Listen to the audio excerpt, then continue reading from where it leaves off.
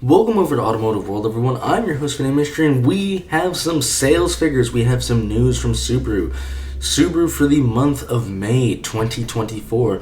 They have seen some sales increases, but man, oh man, they have also seen some huge decreases regarding the WRX and the Subaru BRZ. So let's go in through all of these and let's find out exactly what we got going on here. Sales are up 7% overall, which is really good for Subaru. The Outback did achieve the top selling position. They did have a best ever month for the Solterra, which is their EV, and 22 consecutive months of yearly month-over-month growth. So despite what a lot of us have been saying about Subaru is, we could argue, for 22 months consecutive. I mean, they have been growing month over month, so this is really good to see.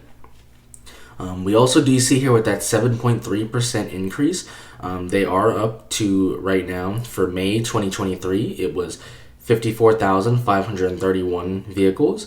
Right now, they're reporting for May 2024, 58,356 vehicles. So definitely a nice jump there, over 4,000 vehicles in jump.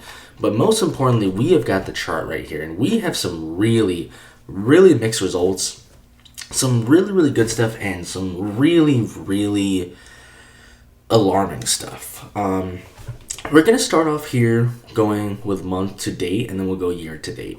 So obviously we can see with the Ascent, this is their big SUV, the 7-seater SUV. This has that 260 horsepower turbocharged engine with the CVT. For May 2024, they sold 5,277. In May 23, they sold 6,505. That's an 18.9% decrease. And when we look year to date, they sold 27,252 last year, and right now we're at 22,935. That's also a 15.8% decrease. They can make up that yearly number right there because they still are very, close within the range, especially what they're selling for May. But their monthly sales are down on that. And that's a bit interesting, just as SUVs and really big SUVs, 7-seaters, are really taking over the market with pickup trucks. It's quite interesting to see the Subaru Ascent down. I will say, though, given the rest of the class, especially with the Honda Pilot and things, it's not very competitive. The pricing is quite high. The other competitors have bigger engines, V6s, more power, more efficiency, a lot more capability. But I'm still surprised to see it down that much. That's really interesting. The BRZ, this is not looking good. The BRZ obviously is the underpinnings of the GR86, but obviously this is a sports car. This isn't supposed to be a high volume seller, but man, oh man, the BRZ, it's in trouble. To sell in May 23, 638, and this year in May of 2024 to only sell 227, not even crack 230, that's 64. That's almost a 60. That's 64.4% decrease. And when we look year to date, it is down 45%.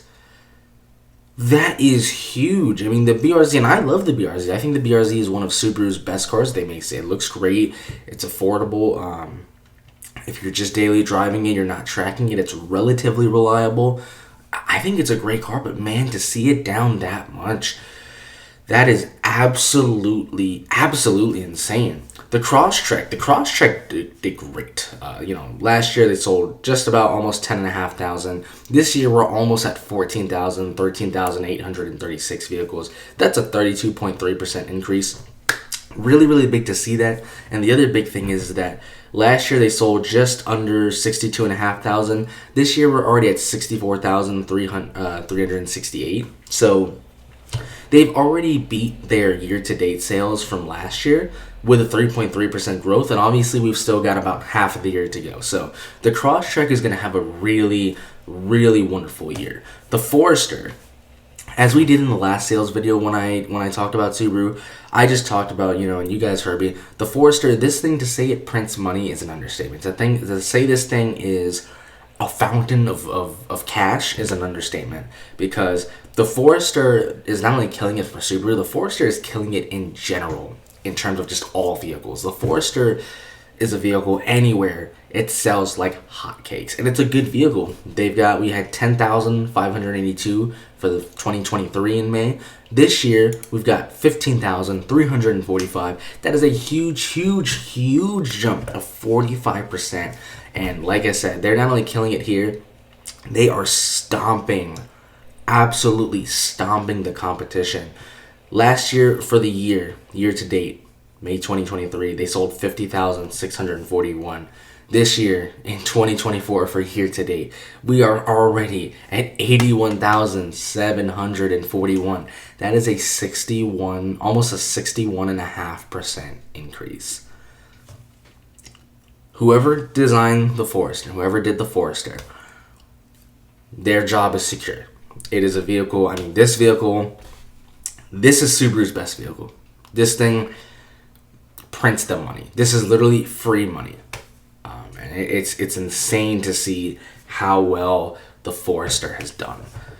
We come over now to the Impreza. This is going to be another sad tale, because the Impreza was just recently, it was recently redesigned in all new generation, trying to spark some life back into, that compact segment, and we're just down overall. We were selling just almost 4,000 last year. This year, we're barely getting to 2,500 at 2,419. That's a 38.6% decrease. When we look year to date, there is still a possibility that they might be able to catch up to that, but they are down 23.9% year to date. So it is not looking good for the Impreza, which is really, like I said, they did all new redesign, all new generation. They honestly have a lot riding on that car. That is kind of the Impreza for Subaru. This is a last ditch effort right now, especially when we come over to the Legacy. Rest in peace. This is the last year of the Legacy. Legacy sales are down. Obviously, not a lot of people are buying them anyways, but obviously with production coming to an end, they're not going to build too many. But this is just another telltale trouble sign for the Impreza. If the Impreza can't pick it up, the Impreza is done, because like I said, for these sedans, this was a last-ditch effort. Legacy is down 25.8% month to date. When we look year to date, they're down 20.8%, and we know this vehicle is not coming back. This vehicle is done. It's over. Next year, the production is going to end, and there will be no more Legacy, and it'll be rest in peace, because the Legacy will literally become a Legacy, which is really sucks to say. The Outback, however, though, this is a vehicle that's very interesting, because we come up to the top here. The Outback achieved the top seller position. The Outback did sell the most units for the month of May, even more than the Forester out here. But the Outback was still down compared to last year. Last year they sold 17,146. This year, just a little bit over 16,500. So that is down 3.7%. And when we come over to the year-to-date sales, they're literally just down half a percent, 0.5%. So they will very easily next month. Right now we're already in June. By the time June sales come out, they're already past that. So I'm not too worried about that. I think it is interesting that they are down about 3.7%. But nothing necessarily to stay, to be too worried about, as it still was the top seller. Coming over to the Solterra, this is huge. This is huge news, because EVs right now all around the world, but especially here in America, are super volatile. The Solterra has had a rough start, obviously being the BZ4X, being on a stop sale for a long time, so many recalls. The Solterra has had a rough start. But man, oh man, are they... they're not selling a ton of units. They're not selling tens of thousands. They're not. But it's having a great start. Last year, they only, for the month of May, 436. This year, we are at over 1,500 at 1,546. That is a 254.6% increase. And for year-to-date sales, we're up 2,000 compared to last year. That's a 73% increase. So this vehicle is, despite the low volume, is doing quite well. And this is quite troubling, because the Solterra is something that, this is honestly not a good, this is not a good value for what the rest of the EVs are offering, in the class. The fact that the Solterra is doing better than pretty much the WRX, which we're about to get to, but absolutely curb stomping the BRZ. The fact that the BRZ, we are at a point now that BRZ is selling not even barely 200 units a month.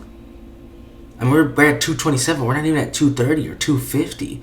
The fact that we can't even sell 300 units a month of the BR, I mean, that's really, really scary. And we come down to the WRX, this is another telltale trouble sign. Obviously, losing things like, STI was, a really big gut punch for both of those models. But WRX is down severely. Month to date, we're at 1,673. That's for 2024. For 2023, they're at 2,771. So we are down 39.6%. And then when we look at year-to-date sales, we're also down 39% as well. So this is really, really interesting news. The fact that the Solterra is selling more than the BRZ. And despite the value that it's in, it's really crazy to say that. The fact that the WRX and the Solterra, these two scare me. This one, if I was to do my analysis here, I have a lot of questions to the Ascent. The Ascent should not be struggling like that. So I have a lot of questions. This is questioning BRZ, WRX, and Impreza. That's very concerning, especially because the legacy is dead. It is a legacy now. But the BRZ, WRX, and Impreza are extremely concerning. The Ascent is borderline concerning, but it's really more questioning. The Crosstrek, great. Forester, absolutely killing it. No issues there. Don't even have to go over it. They probably sold a ton more in the last 10 minutes we've been talking. The Outback, despite it being down 3.7%, still a top seller. Great vehicle. The Solterra, that's really, really exciting news to see, just because of how long and how many issues that vehicle has had. The fact that it's looking like it maybe start to claw back and maybe make up some of the development costs that they did for R&D. That's really interesting. So this is this is a positive outlook. This is great. This is great. Concerning. Attending the funeral. Concerning. And then the Ascent is borderline concerning but heavily questioning. Despite it still selling more than 5,000 units, why is it down 18.9%? So this is really, really interesting. Despite some of these, down sales, things which we can expect on a lot of these models, like the sedans, the enthusiast models, even the Ascent being down. Despite all of that, Subaru is up 7% on their month-to-date sales, and even when we look at year-to-date sales, they're already up. They are already up 7.3%. So it's kind of interesting to see that despite all of that, they're still up. And clearly, obviously, we can tell, which cars where, let's be honest, which cars we're holding it down, really kind of carrying the weight and really honestly backpacking Subaru to a victory. Because when we really look at it here, if we look at it percentage-wise, we really only have 3 cars that did positive, and this one is an anomaly just because of the low amount of units it sold. This one is also an anomaly just because it's not down too much, but it was the top seller. So really, when you look at it, if we look at it in terms of true car sales, if we're looking at percentages, the Outback should be up there as one of the 3, and this would be, the Solterra would be the anomaly. But really, it was only actually 2 cars that Subaru had that actually went positive and sold more than 10 or 15,000 units. So the fact that, like I said, they only had 2 to 3 cars that were positive. I mean, we can really tell what is backpacking Subaru, and we can really tell based off of this that the sedans and the sports cars that just people are just not interested in, and this is, it's just really interesting to see. Even with that, they were still able to grow. That is going to do it for now. Let me know what you guys and girls think down below of this. Despite Subaru having that 22 consecutive months of yearly month-over-month growth, despite them still being up on month-to-date and year-to-date sales, everything that we just saw on the chart, is it concerning? Are you guys concerned what's going to go on with Subaru? Do you think they're in a bad place still? Where do you guys expect the BRZ and the WRX to end up? Let me know what you guys think down below in the comments. This is going to do it for now, though. And like always, thanks for watching, everyone.